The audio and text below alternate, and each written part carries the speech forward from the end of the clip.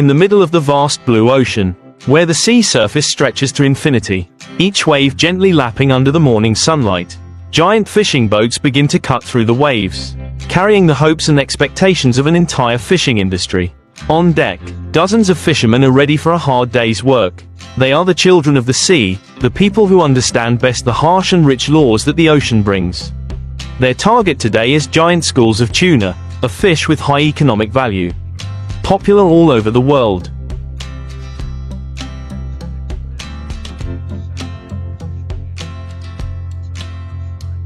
From luxury sushi restaurants in Tokyo to frozen supermarkets in Europe, the fleet uses large purse seine nets, one of the most effective fishing methods today. With a length of hundreds of meters, these nets can cover a school of thousands of tuna.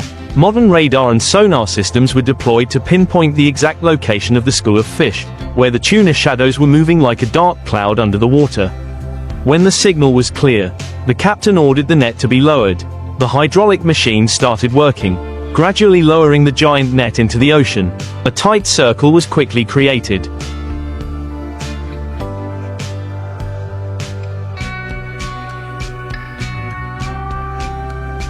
Trapping the entire school of fish in the middle, the bluefin tuna, weighing from tens to hundreds of kilograms, struggled violently in the water.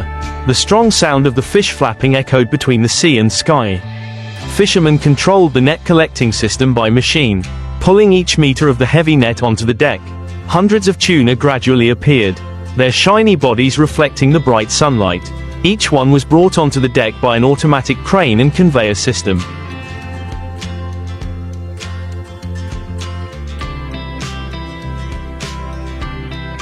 Then preliminarily processed on the spot, cutting the gills, taking blood to maintain maximum freshness. On board, the super-fast freezing area operated continuously.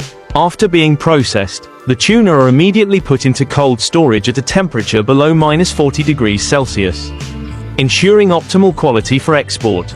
The entire process is carried out like a modern chain in the middle of the ocean, where the sea is not only a source of life but also a giant factory.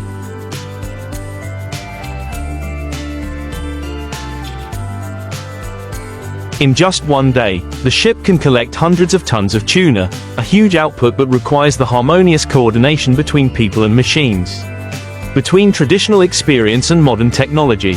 And so, day after day, the journey to catch tuna on the high seas continues, not only for a living, but also for passion, pride, and a sacred connection with the deep ocean. When the last tuna are brought up from the water, the deck is already crowded. The distinctive smell of the ocean spreads in the air, the salty smell of the sea mixed with the fresh fishy smell of fish. Like a familiar harmony to veteran fishermen.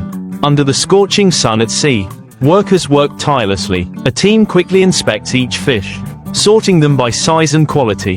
The large bluefin tuna, with their silvery skin and deep blue dorsal fins, are taken to the premium freezing area, where they are deep frozen using liquid nitrogen. The aim is to preserve the freshness and cell structure of the fish.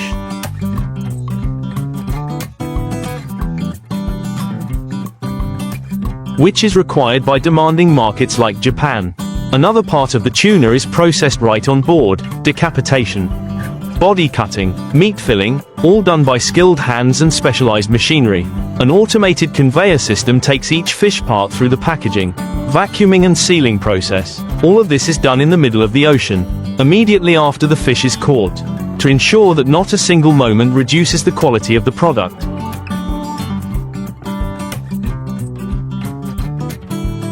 At the same time, the captain checks the numbers. The total weight has passed the 100-ton mark, a resounding success. He calls the mainland, updates the return schedule to port, and informs the cold storage facilities to prepare to receive the cargo. In the distance, smaller logistics ships begin to approach, ready to receive the fish from the mothership for early transport to the mainland. To increase operational efficiency and reduce the time the main ship has to stop fishing, a portion of the fish will be sold immediately to wholesale markets and processing plants.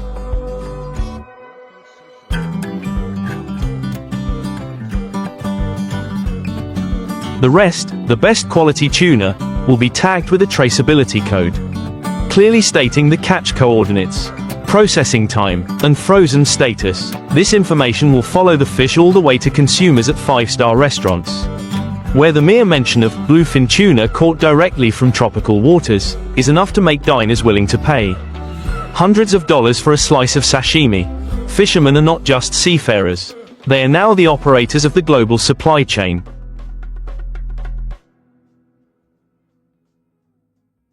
They not only bring back catches of fish, but also bring the essence of the sea to the dining tables of millions of people around the world. Each tuna carries not only economic value, but also the dreams, sweat and efforts of countless people who are working day and night at sea. As the sun gradually sets, dyeing the western sea red, the ship turns back to port. Behind it, there are long traces of an arduous but proud journey. On board, the refrigerated containers are full of fish, and in the hearts of the fishermen, there is a quiet but intense joy. They have won a silent race between humans and nature.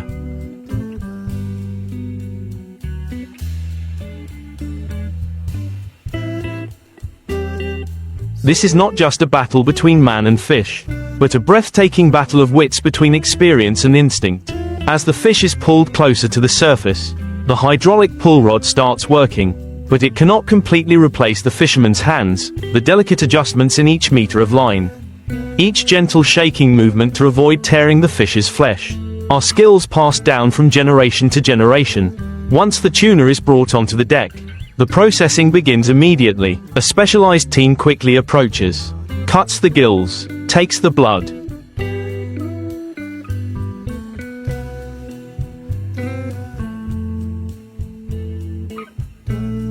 cools it with cold seawater, and then transfers it straight to the deep freezer. This entire sequence of operations does not last more than a few minutes, because they understand that the quality of the tuna is not in the size or weight, but in the first seconds of processing after the fish is caught.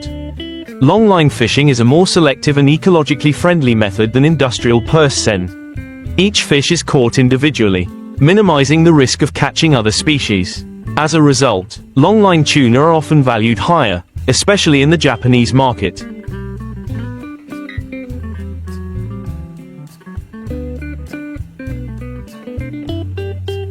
Where longline tuna can fetch tens of thousands, even hundreds of thousands, of US dollars at auction. On board, as the lines are pulled back, the fishermen take a break, wipe off their sweat and observe the fruits of their labor, large tuna lying neatly lined up, their eyes still sparkling, their bodies still shiny in the sunlight. Some quietly record their journey logs, water temperature, wind speed, current, bite times, all valuable information for future trips.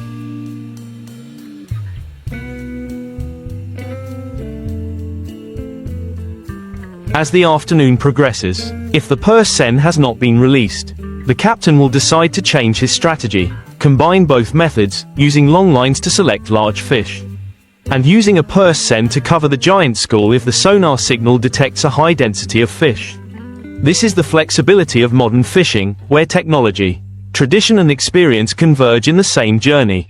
And so, a day at sea for tuna hunters continues, quietly, arduously, but no less glorious.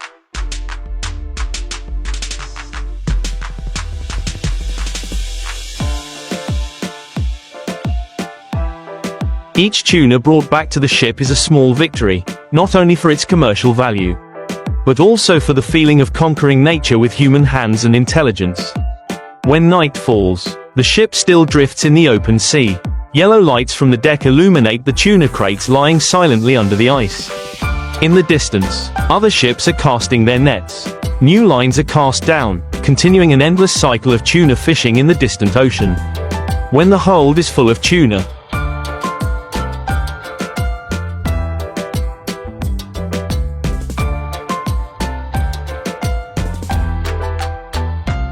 when the lines are pulled back, and the last coils of seine nets are neatly folded, the ship begins to turn back to land.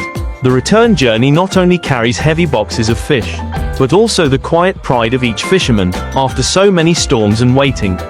They have won a long battle with the sea. From afar, specialized refrigerated trucks are waiting at the port. When the ship docks, a hydraulic crane is lowered. Each tray of frozen tuna is transferred from the ship's hold to the truck in a closed process. From the moment of docking, Processing time is measured in minutes.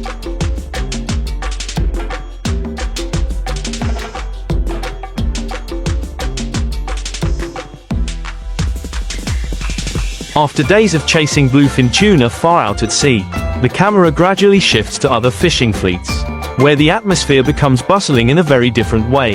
In a region far to the north, where the cold water and rich nutrients from the ocean currents bring abundance, a fleet of large-capacity fishing boats is beginning their journey.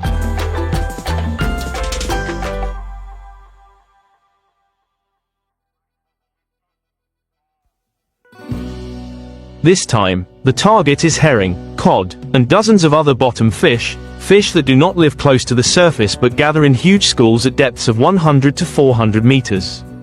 Unlike the traditional handline or purse seine method, here the fishermen use a completely industrialized technique, bottom trawling.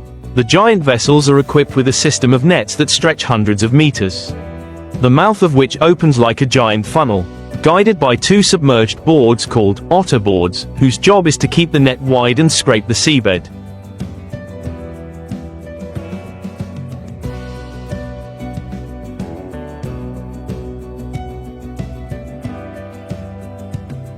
Before dropping the net, the entire crew carefully analyzes the sonar signals, the seabed topography map, and radar data. They do not drop the net randomly, but only where there is a dense fish signal. Everything is calculated: the ship's speed, the depth of the drop, the wind direction, and even the time of sunset, because many fish species such as herring have a habit of moving near the bottom at dusk. When the command is given, the automatic net pulling system works. The steel cables weighing tons begin to release.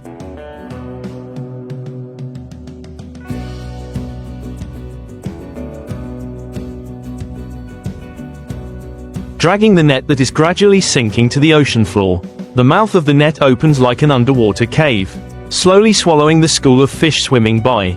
An hour passes. 2 hours. The entire system is monitored by underwater sensors and specialized cameras attached to the top of the net. When the yield is sufficient, the captain gives the order to pull the net. The hydraulic motor roars. Each meter of cable is pulled back. The net was heavy, tight, and vibrating violently.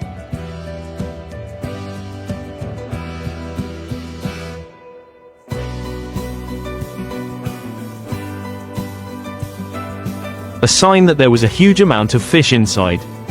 As the mouth of the net was pulled up close to the side of the ship, a spectacular sight appeared: hundreds of tons of herring, cod, speck, pollock, flounder, and even squid, all gathered into a giant mass, shimmering like a silver river rising from the sea. The fishermen stood ready, opened the valve to lower the net onto the deck, where the fish sorting and washing system immediately began to operate.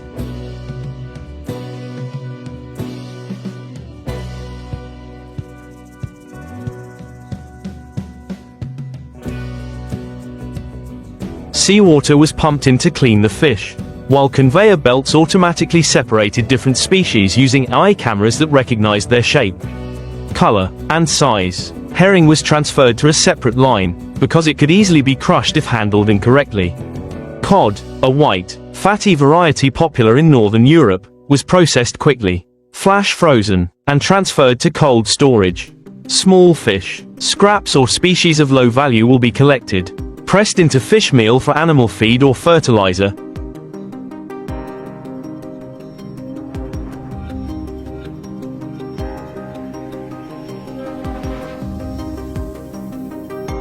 Nothing is wasted during the industrial fishing process. In the freezer, the temperature is always maintained at -35 to 45 degrees Celsius.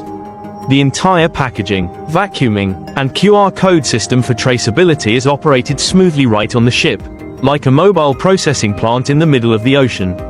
When the sky just got light, the entire ship's hold was full.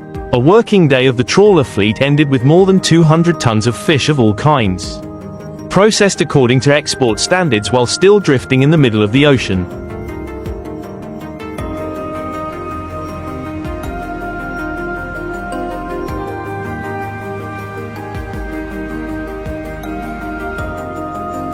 As the sun shines its first rays on the calm sea, the fishing boats for croaker fish begin to weigh anchor and leave the harbor. This is one of the most valuable fish in the international market. With firm, low-fat meat and a rich flavor that is popular from Japan to Europe. To catch this fish, fishermen use long-line fishing, a technique that requires perseverance, experience and consensus between people and the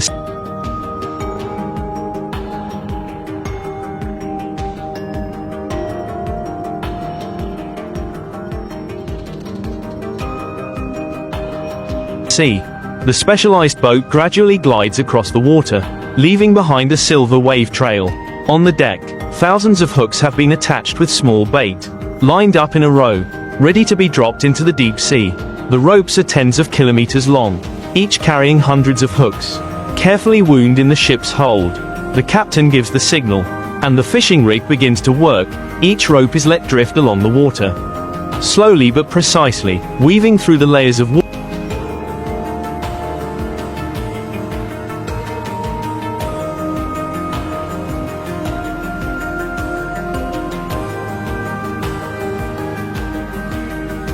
water where croaker fish often appear.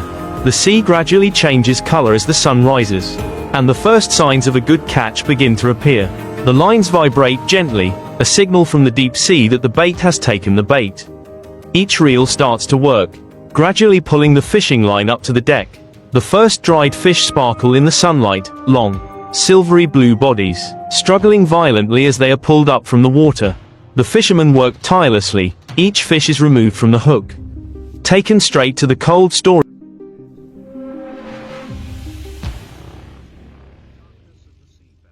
Where sunlight cannot reach, the battle between humans and giant stingrays takes place in silence. Area to maintain absolute freshness.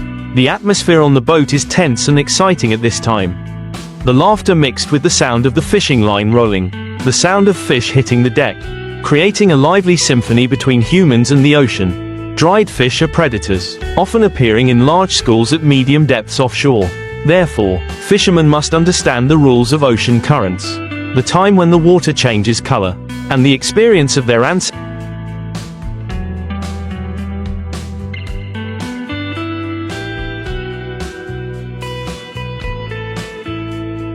to accurately determine the fishing spot. A single misplaced line, or a wrong timing, can result in a whole trip ending in failure. It is not just a hunt. It is also a silent dialogue between man and the sea. Each successful catch is the result of decades of accumulated experience, of the perseverance of many generations of fishermen clinging to the sea. The fish pulled up not only bring economic value, but also the proud achievements of those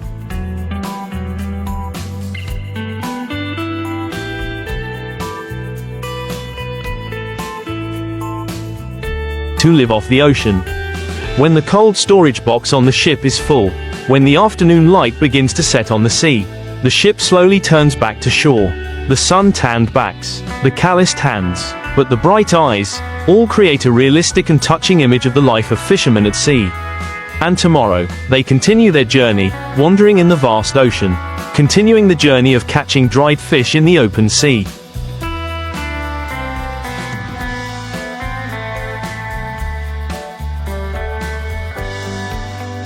Under the pale morning sunlight, when the sea is still misty and the waves are still as gentle as the whisper of the ocean, experienced fishermen prepare for a new journey, catching croaker, a catfish that lives deep in the seabed, with traditional longlines. Unlike giant trawls, this method requires patience, delicate techniques and the perfect combination of man and sea. From the deck, the fishermen begin to cast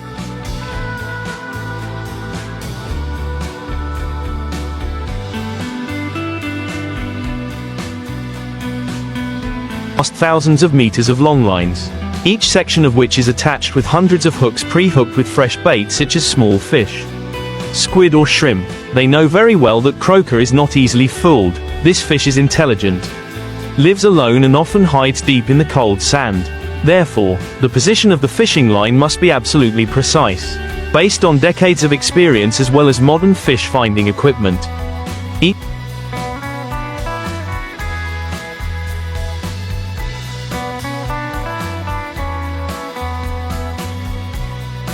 large coil of line is slowly lowered into the sea, sinking deep into the ocean floor where croaker hides. When the line is stable, The ship quietly anchors in the middle of the vast ocean, and the fishermen begin to wait. This period often lasts for many hours, sometimes all day, but that is the special feature of longline fishing. It requires endurance and trust in the ocean. When the time is ripe, the sailors